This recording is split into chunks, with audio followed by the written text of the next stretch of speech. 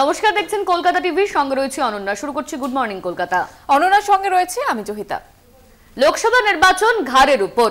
রাজ্যের এ প্রান্ত ও প্রান্তে প্রায় প্রতিদিনই সভা করছেন তৃণমূলের সর্বভারতীয় সাধারণ সম্পাদক। এর মধ্যে নজরে যে বিষয়টি আসছে সে বিষয়টি হচ্ছে সন্দেশখালী। বসিরহাটের সভা থেকে একের পর এক সন্দেশখালী প্রসঙ্গে বিরোধীদের বিদ্ধ করলেন অভিষেক বন্দ্যোপাধ্যায়। দাবি করলেন রাজধর্ম পালন করে অভিযুক্তদের গ্রেপ্তার করেছে তৃণমূল, অথচ ধৃতদের হেফাজতে নিচ্ছে না ইডি সিবিআই। ব্যাটলফিল্ড সন্দেশখালী, শিক্ষা দুর্নীতি, কয়লা, গরু পাচার মামলা, সিবিআই ইডি হানায় কোটি কোটি টাকা উদ্ধার। বাংলার রাজনীতিতে তোলপাড় করা খবরের ভিতরেই আচমকা সন্দেশখালী। শেখ শাহজাহানের খবরকেও পেছনে ফেলে নারীদের ওপর অত্যাচার, জমির জবরদখল, কাজ করিয়ে টাকা না দেওয়ার অভিযোগ। একের পর এক তোলপাড় করা ঘটনায় উত্তাল রাজ্য রাজনীতি। গ্রেফতার তৃণমূল নেতা শেখ শাহজাহান, শিবু হাজরা, উত্তম সর্দার, আলমগীর সহ গ্রেপ্তার মোট 14। সেই সন্দেশখালীকেই পাখির চোখ করে নির্বাচনী প্রচারের শুরুর দিকে বসিরহাটে জনসভা অভিষেকের। শেখ শাহজাহানকে সিবিআই ইডি অ্যারেস্ট করেনি, মমতা ব্যানার্জির পুলিশ অ্যারেস্ট করেছে। সুদীপ্ত সেনকে ইডি সিবিআই অ্যারেস্ট করেনি, মমতা ব্যানার্জির পুলিশ অ্যারেস্ট করেছে। পার্থ চ্যাটার্জি, জ্যোতিপ্রিয় মল্লিককে মন্ত্রিসভা থেকে বার করে দলীয় ব্যবস্থা অন্য কোনো দল নয়, তৃণমূল কংগ্রেস নিয়েছে। আপনি দেখান তো, সিপিএম 34 বছর ক্ষমতায় ছিল, একটা সিপিএম এর নেতা অ্যারেস্ট হয়েছে? আপনি দেখান, বিজেপি প্রায় 17টা রাজ্যে ক্ষমতায়, বিজেপির একটা নেতা অ্যারেস্ট হয়েছে? আমাকে দেখান যারা নারীর সুরক্ষা নিয়ে কথা বলে, নারী সম্মান নিয়ে কথা বলে।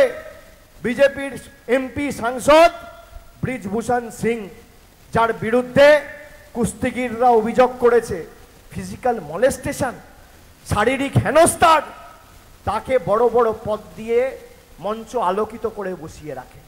আর অন্যদিকে মমতা বন্দ্যোপাধ্যায় অভিযোগ পেলে ঘাড় ধাক্কা দিয়ে জেলে ঢোকায়, ব্যবস্থা নেই। এটাই পার্থক্য। রেশন দুর্নীতি কাণ্ডে সন্দেশখালী খবরের শিরোনামে আসে। ইডি তল্লাশি অভিযানে যায়। ইডির আক্রান্ত হওয়ার পর থেকে ধীরে ধীরে উত্তপ্ত হয় সন্দেশখালী। অভিষেকের তোপ, মহিলাদের উপর অত্যাচারের ঘটনায় ধৃতদের কেন হেফাজতে নিচ্ছে না সিবিআই? যারা নারী নির্যাতন নিয়ে কথা বলছিল, অভিযোগ ছিল কার বিরুদ্ধে? অভিযোগ ছিল উত্তম সর্দারের বিরুদ্ধে, শিবপ্রসাদ হাজরার বিরুদ্ধে। আজকে 15 দিন হয়ে গেছে, সিবিআই এদেরকে হেফাজতে নিয়েছে? নেয়নি। তার কারণ বিজেপির লক্ষ্য, বিজেপির উদ্দেশ্য নারী সুরক্ষা নয়। বিজেপির উদ্দেশ্য মানুষকে ভুল বুঝিয়ে তৃণমূল কংগ্রেসকে সাংগঠনিকভাবে দুর্বল করা। তাই জন্য কথায় কথায় সবার বাড়িতে ইডি আর সিবিআই। আরে আপনি তো এত ইডি সিবিআই পাঠিয়েছেন, আপনি পাঠান, আপনার ইডি সিবিআই কাঁচকলা করেছে আর বাংলার মানুষের কাঁচকলা করবে। পাল্টা জবাব বিরোধীদের। শাহজাহানকে গ্রেপ্তারের পেছনেও শাসকের রাজনীতি দেখতে পাচ্ছে বিজেপি। ইডি সিবিআই তো কাজ হচ্ছে জামাই আদর করে যাদের কোলে বসিয়ে রেখেছে, লুকিয়ে তাদের ইডি সিবিআই খুঁজে পাবে কি করে? শাহজাহানকে তো দিন ক্ষণ নক্ষত্র দেখে একদম ওই বিশুদ্ধ সিদ্ধান্ত, সরকারি পঞ্জিকা, ওইটা দেখে তারপরে গ্রেপ্তার করা হয়েছে। তবে এভাবে বাঁচা যাবে না।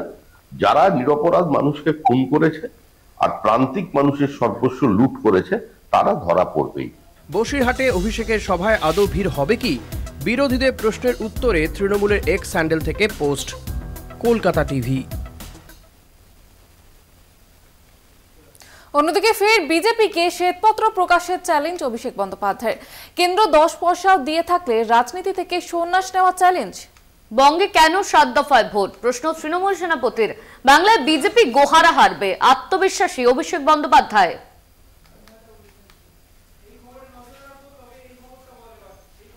এই খবরে নজর রাখবো। ফের খবরের শিরোনামে দিনহাটা। ফের সংঘাতে নিশীথ প্রামাণিক ও উদয়ন গুহ। বাংলায় প্রথম দফা ভোটের আগে উত্তপ্ত দিনহাটা। দলীয় কর্মীদের উপরে হামলার অভিযোগ জানিয়ে নিশীথ প্রামাণিক সহ বেশ কয়েকজনের বিরুদ্ধে এফআইআর করে তৃণমূল। ঘটনার প্রতিবাদে কোচবিহার জেলার পুলিশ সুপারের অফিস ঘেরাও করে বিজেপি। এই আবহে দিনহাটার রাজ্যপাল সিভি আনন্দ বোস।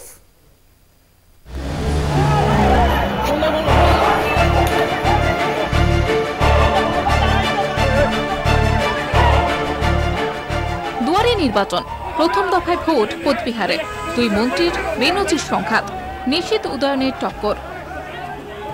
গোলমাল করেছে যারা, তাদের মধ্যে একজন সে পোস্ট করেছে উদয়ন বাবু জন্মদিনের উপহার পছন্দ হয়েছে আজকে, এরপর সামনে আসতে গেলে 10 বার ভেবে আসবেন আমাদের। সমাজ মাধ্যমে বিজেপি নেত্রী শাবানা খাতুনের পোস্ট তুলে ধরে এমনই মন্তব্য উদয়ন গুহর। মঙ্গলবার রাতে দিনহাটায় কেন্দ্রীয় প্রতিমন্ত্রী নিশীথ প্রামাণিকের কনভয়ের উপরে হামলার অভিযোগ ছোড়া হয় পাথর, গুলি, বোমা। অন্যদিকে তৃণমূলের অভিযোগ, কনভয়ে থামিয়ে হামলা চালায় নিশীথ প্রামাণিকের নিরাপত্তারক্ষী, কেন্দ্রীয় বাহিনী এবং বিজেপি কর্মীরা।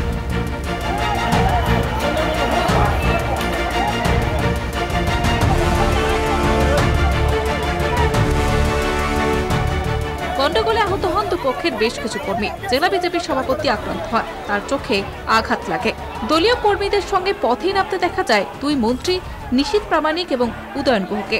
বিজেপি ও তৃণমূলের দুই দলের দুই নেতা ধস্তাধস্তিতে জড়িয়ে পড়েন। পরিস্থিতি সামাল দিতে হিমশিম খায় পুলিশ। লাঠির আঘাতে মাথা ফাটে মহকুমা পুলিশ আধিকারিক ধীমান মিত্রের। ঘটনায় পুলিশে অভিযোগ জানিয়েছে তৃণমূল। মোটা মোটা বাঁশ লাঠি নিয়ে যাকে পারছে পেটাতে শুরু করেছে। আমার সাথে যে গাড়ি ছিল সেই গাড়ি ভেঙে দিল। এমনকি কেন্দ্রীয় বাহিনী গাড়ির থেকে নেমে তারা আমাদের দিনাটা থানার পুলিশ সহ অন্যান্যদেরকে মারতে শুরু করলো। সে একেবারে তৈরি হয়ে বেরিয়েছে গোলমাল পাকাবার জন্য। দেখা যায় যখন আমাদের কর্মীর গাড়ি ভাঙছিল সেই সময় আমি এবং জেলা সভাপতি গাড়ি থেকে নামি এবং সেখানে দেখি জেলা সভাপতিরও মাথায় ঢিল লাগে, তার চোখে লেগেছে। এবং একটাই কথা বলবো যে উদয়ন গুহ, তার গুন্ডা, তার যে সন্ত্রাসকারী যারা ছিল তৃণমূল কংগ্রেসের, তাদেরকে নিয়ে এগোতে থাকে এবং আমাদের কর্মীর উপর আঘাত করতে থাকে। বুধবার সকাল থেকে দিনহাটা থমথমে। 24 ঘন্টার বন্ধের ডাক দেয় তৃণমূল। যদিও পরে রমজান এবং মারোয়ারিদের হোলি উপলক্ষে বিকেল 4টেই বন্ধ প্রত্যাহারের কথা জানিয়ে দেয় উদয়ন গুহ। নিশীথ প্রামাণিকের উপরে হামলার প্রতিবাদ জানিয়ে জেলার পুলিশ সুপারের অফিস ঘেরাও করে বিজেপি। দিনহাটা থেকে রবিউল হোসেনের রিপোর্ট, কলকাতা টিভি।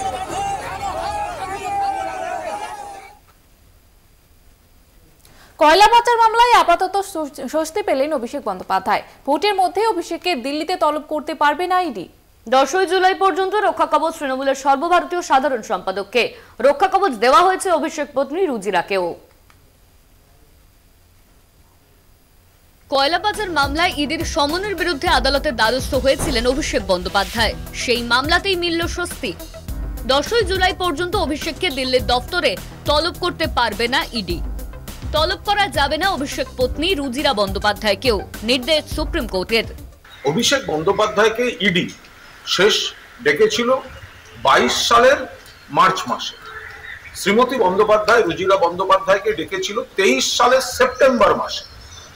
তারপর থেকে তাদের ডাকাডাকির কোনো বিষয় নেই এবং তারা দুজনেই কোঅপারেট করেছেন ইডির সঙ্গে। সেটা কিন্তু আজকে অ্যাডিশনাল সলিসিটর জেনারেল যারা ইডির বিহাফে আজকে সুপ্রিম কোর্টে অ্যাপিয়ার করেছেন, তারাও স্বীকার করেছেন যে অভিষেক বন্দ্যোপাধ্যায় এবং রুজিরা বন্দ্যোপাধ্যায় কোঅপারেট করেছেন। কয়লা পাচার মামলার সস্ত্রীক অভিষেককে দফায় দফায় জিজ্ঞাসাবাদ করে ইডি।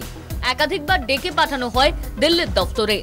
সেই সমনের বিরুদ্ধে সুপ্রিম কোর্টে আবেদন জানান অভিষেক। পাশাপাশি আবেদন ছিল তাদের যেন কলকাতায় জিজ্ঞাসাবাদ করা হয়। 2022 সালের 17 মে অভিষেকের আবেদনের পরিপ্রেক্ষিতে অন্তর্বর্তী রক্ষা কবচ দেয় শীর্ষ আদালত।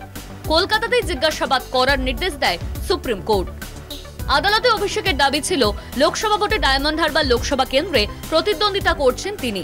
তদন্তকারীর সঙ্গে সহযোগিতাও করেছেন অভিষেক ও তার স্ত্রী রুজিরা বন্দ্যোপাধ্যায়। তাই অন্তর্বর্তী নির্দেশ বহাল রাখুক আদালত। সেই আবেদনেই সাড়া দিয়েছে শীর্ষ আদালত। সুপ্রিম কোর্ট বলেছে যারা তদন্ত করছেন, যারা তলব করছেন তারা বুঝবে, তো আমাদের কি বলার আছে? তলব বন্ধ হয়ে যায়নি, মানে কেসও আছে, তলবও আছে। যখন ডাকবেন যেতে হবে, কিন্তু দিল্লিতে ডাকতে পারবে না, এই তো বিষয়। এটা আমাদের কি বলা থাকতে পারে বলুন? এটা পুরোপুরি যারা তদন্তকারী সংস্থা এবং মহামান্য আদালতের বিষয়।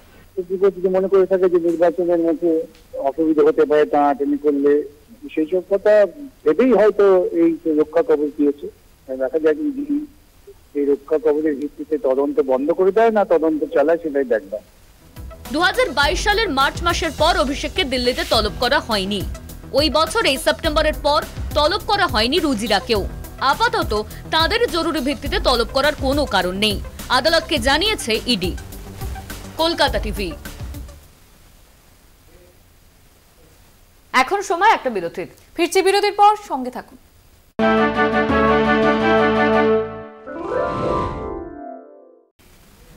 ফিরে এলাম বিরতির পর। এবার যে খবরের দিকে নজর রাখবো, কেন্দ্রীয় প্রতিমন্ত্রী তথা লোকসভা ভোটে বনগাঁর প্রার্থী শান্তনু ঠাকুরকে নিয়ে করা মন্তব্যের অডিও ক্লিপ ঘিরে বিতর্কে জেরবার হরিণঘাটা বিজেপি বিধায়ক অসীম সরকার। ভিডিওটি তৃণমূলের সোশ্যাল মিডিয়ায় পোস্ট হলেও বিধায়ক তার সত্যতা স্বীকার করে নিয়েছেন।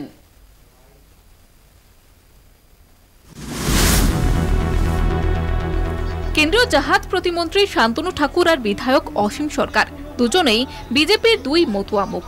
মঙ্গলবার তৃণমূলের সোশ্যাল মিডিয়া পেজে হরিণঘাটার বিধায়ক অসীম সরকারের একটি ফোনালাপের ভিডিও ক্লিপ পোস্ট করা হয়। অসীম সরকার মোবাইল ফোনে শান্তনু ঠাকুরকে ভোট না দেওয়ার কথা বলতে শোনা যায়। একই সঙ্গে শান্তনু সম্পর্কে অশালীন মন্তব্য করেন পেশায় কবিয়াল অসীম, যদিও অডিও সত্যতা যাচাই করেনি কলকাতা টিভি। এখন শান্তনু ঠাকুরের জন্য আমি তো প্রচুর ভোট, আমাকে তো অনেক ভোট আছে, হেলেঞ্চা বাগদা এই দিক দিয়ে বলছে কেউ শান্তনুর ভোট দিবি না। একদম হচ্ছে একেবারে মানুষ মদ কর গাঁজা করার বাবা এখনো গাঁজা ছাড়া বাঁচে না, বুঝতে পারিস?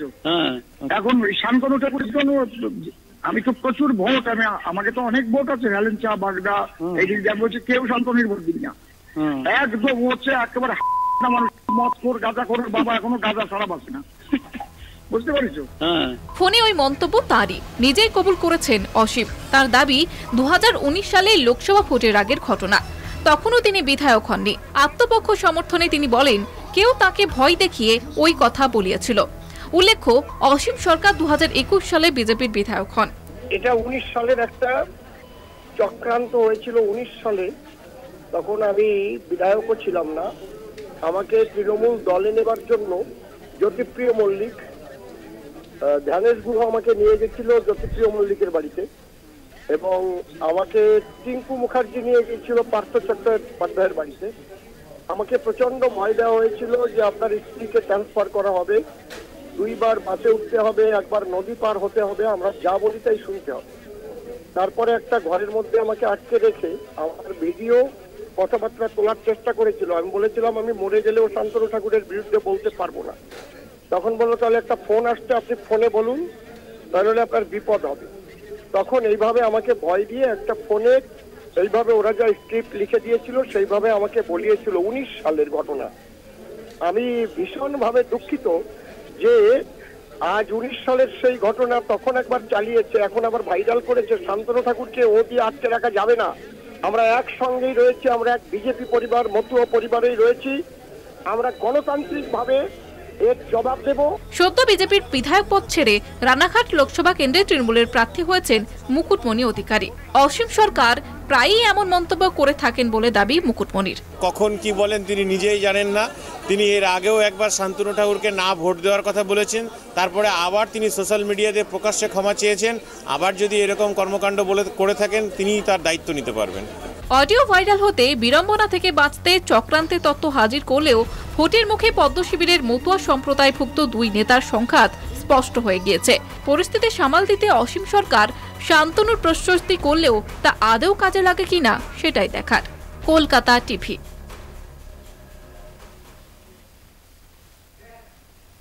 এখন সময় আরো একটা বিরতির, সঙ্গে থাকুন।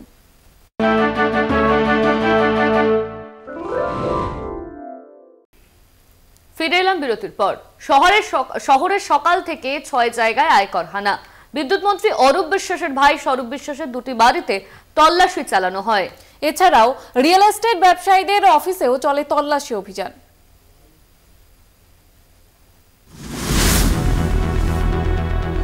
কেন্দ্রীয় জাহাজ প্রতিমন্ত্রী শান্ত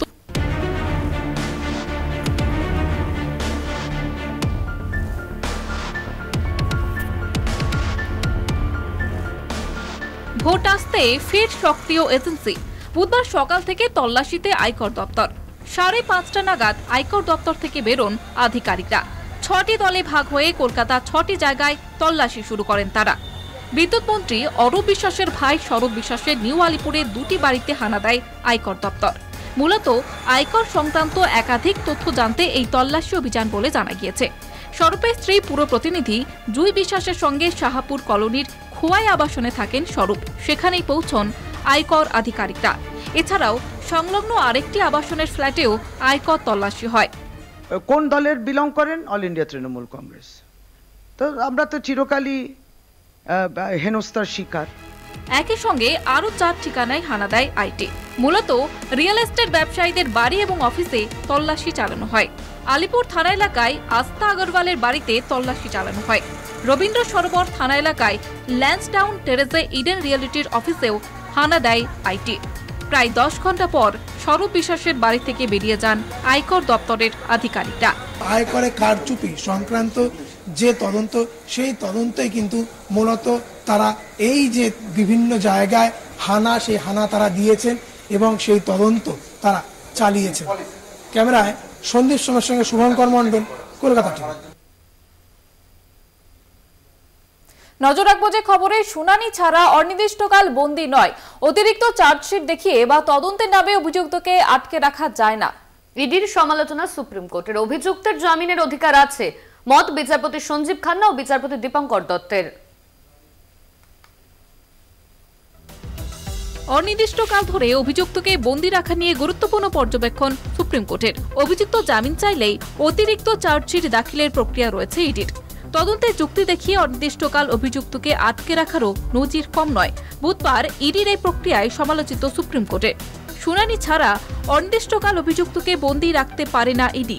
অভিযুক্তকে আটকে রাখার ফলে আদালতকে সমস্যার মুখে পড়তে হয়। অভিমত বিচারপতি সন্দীপ খান্না এবং বিচারপতি দীপঙ্কর দত্তর। গ্রেপ্তার হওয়া ব্যক্তির ডিফল্ট বেল বা জামিন পাওয়ার স্বাভাবিক অধিকার রয়েছে, বিশেষত যখন তদন্তকারী সংস্থা তদন্ত শেষ করতে অপারগ অথবা তারা নির্দিষ্ট সময়ের মধ্যে পূর্ণাঙ্গ চার্জশিট বা ফাইনাল রিপোর্ট দিতে অক্ষম। এই সময়সীমা সাধারণভাবে 60 থেকে 90 দিন। তার মধ্যে তদন্ত শেষ না হলে অভিযুক্তের অবশ্যই ডিফল্ট বেল পাওয়ার অধিকার রয়েছে, এমনটা অভিমত আদালতের। পাশাপাশি বিচারপতি খান্নার মন্তব্য, তদন্ত শেষ না হলে শুনানি শুরু করা যায় না, ফলে অভিযুক্ত ব্যক্তিকে শুনানি ছাড়াই বন্দী দশায় থাকতে হয়। তাই বিষয়টি নিয়ে ইডিকে নতুন করে ভাবতে হবে। অভিযুক্তকে গ্রেপ্তার করলে শুনানিও দ্রুত শুরু করতে হবে। বুধবার বেআইনি খনিজ সম্পদ উত্তোলন মামলায় অভিযুক্ত প্রেম প্রকাশের মামলা শুনানি ছিল সুপ্রিম কোর্টে। তিনি ঝাড়খণ্ডের প্রাক্তন মুখ্যমন্ত্রী হেমন্ত সোরেনের ঘনিষ্ঠ হিসেবেও পরিচিত। সেই মামলাতেই এই অভিমত আদালতের। Kolkata TV. Good morning Kolkata আজ এই পর্যন্তই। দেখতে থাকুন কলকাতা টিভি, রাত দিন 7 দিন।